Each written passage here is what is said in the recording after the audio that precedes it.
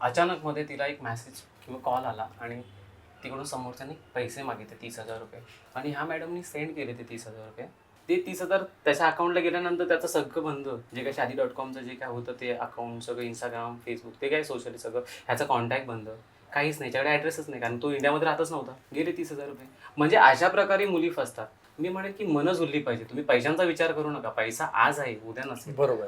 तर मला असं वाटतं की जेव्हा तुमचं बॉन्डिंग जेव्हा जुळतं ना, जेव्हा तुमची मनं जुळतात ना, तेव्हा तुमचा संसार चांगला होतो. आणि एखादा मुलगा असू दे गरीब, जो गरीब असेल ना, तर त्याच्यावर तुम्ही संसार करा ना, त्याला तुम्ही त्याच्या लाईफमध्ये जाऊन काहीतरी चेंजेस घडवा. कारण असं नाही आहे की तो तसाच राहणार आहे. दिवस बदलतात प्रत्येकाचे. तर मला असं वाटतं की तुम्ही त्याच्या आयुष्यात जा, त्याला सपोर्ट करा, संसार करा चांगला. कशाला अपेक्षा ठेवताय? कारण जर मुलांनी खरंच अशा अपेक्षा ठेवल्या की मला पण तुझ्याकडनं प्रॉपर्टी पाहिजे किंवा तुझी पण कार असली पाहिजे, तू पण चांगल्या पदावरती कामाला, चांगला पगार असला पाहिजे, मुले अर्ध्या राहतील घरात अशाच बिन लागण्याच्या. बरोबर की नाही?